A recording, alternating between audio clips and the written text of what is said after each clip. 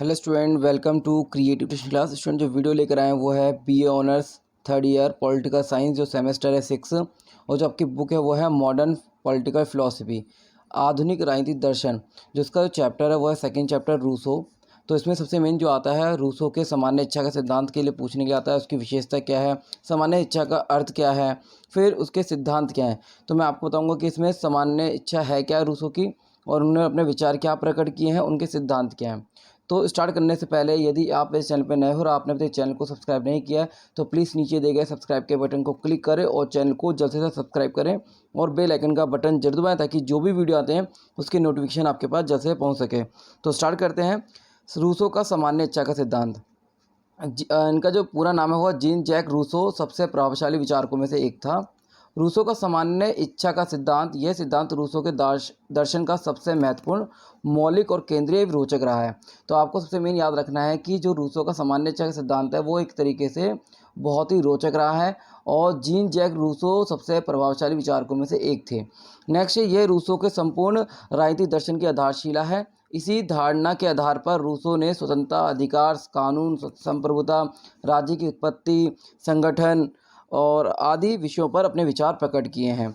Next है सामान्य इच्छा का अर्थ होता क्या है, उसके बारे में बात करते हैं। सामान्य इच्छा राज्य के सभी नागरिकों को वास्तविक या आदर्श इच्छा का योग है। जो भी व्यक्ति की आदर्श इच्छाएं जो होती हैं उनका योग क्या होता है, सामान्य इच्छा होती है। इस इच्छा द्वारा वह अपने व्यक्तिगत हितों को कामना ना करके सार्वजनिक कल्याण की कामना करता है। सबसे पहले अपने हित की ना सोचकर सार्वजनिक हित की सोचता है तो वो सामान्य इच्छा का अर्थ प्रकट करता है। यह सभी कल्याण के लिए सभी आवाज़ है, मतलब कि क्या करता है, सभी के कल्याण के लिए सभी की आवाज़ होती है। नेक्स्ट है रूसो की धारणा है कि व्यक्ति दो प्रकार की इच्छाएं होती हैं। सबसे मेन इंपॉर्टेंट आपको याद रखना है कौन कौन सी इच्छाएं होती हैं। एक होती है यथार्थ इच्छा और एक होती है आदर्श इच्छा। यथार्थ इच्छा जब व्यक्ति किसी विषय पर व्यक्तिगत हित की भावना या सोचते हैं या कार्य करते हैं तो वो यथार्थ इच्छा कहलाती है। नेक्स्ट आदर्श क्या होती है, किसी के प्रति अच्छी भावना प्रकट करना, वो उसकी क्या होती है, आदर्श भावना होती है। दूसरे के कल्याण से नहीं, स्वयं के कल्याण से प्रेरित होती है, उसको बोलते हैं आदर्श इच्छा। नेक्स्ट जो है रूसो के अनुसार सामान्य इच्छा की अभिव्यक्ति के लिए मतदाताओं की संख्या नहीं बल्कि सार्वजनिक का विचार ही प्रधान होता है। रूसो के अनुसार जो तत्व इच्छा को सामान्य बताता है वही एक तरीके से सामान्य इच्छा कहलाती है। सामान्य इच्छा के लक्ष्य सार्वजनिक होते हैं जबकि सर्वसम्मति या सभी की इच्छा का लक्ष्य व्यक्तिगत हित होता है। तो याद रखना आपको कि सामान्य इच्छा का जो लक्ष्य होता है सार्वजनिक होता है और जबकि सर्वसम्मति या सभी की इच्छा जो है लक्ष्य व्यक्तिगत हित होता है। ये सभी द्वारा व्यक्त इच्छा भी हो सकती है। सर्वसम्मति व्यक्तियों के हितों से भी संबंधित हो सकती है। सामान्य इच्छा अनिवार्यतः सारे समाज के कल्याण से संबंधित होती है। तो ये मेन आपको पॉइंट बता रहा हूँ ताकि आप एग्जाम में इनको एक्सप्लेन कर सके।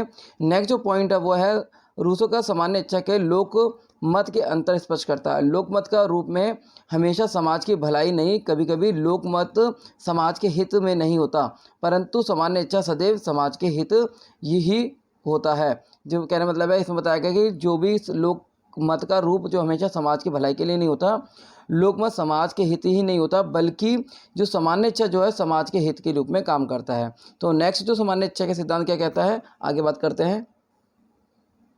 अब बात करें रूसो द्वारा प्रतिपादित सामान्य इच्छा की विशेषता। सामान्य इच्छा संप्रभु संपन्न है। सामान्य इच्छा सर्वोच्च और संप्रभु होती है। तो आपको याद रखना है कि सामान्य इच्छा जो है उनकी विशेषता बताया है उन्होंने रूसो ने कि सामान्य इच्छा जो संप्रभु तो संपन्न होती है और ये सर्वोच्च होती है।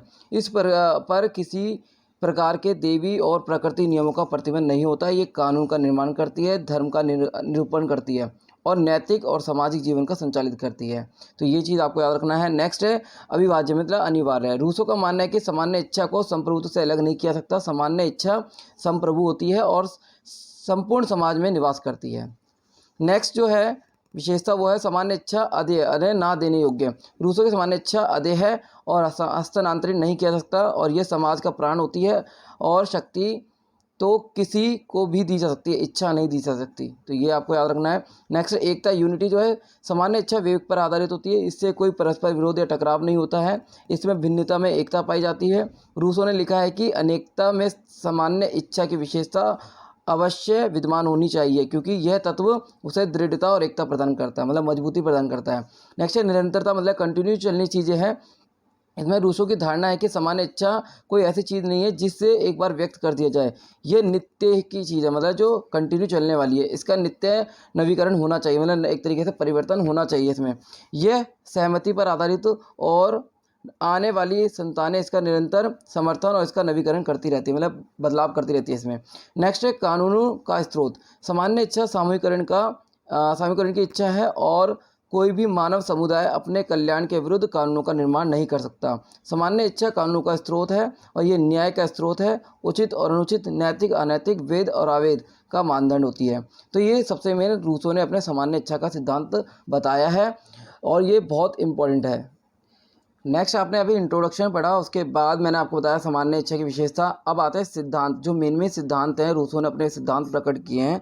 उसमें से पहला है अनिश्चित। अनिश्चित जो है इसको, तथा आप बोल सकते हैं इसको एव अस्पष्ट।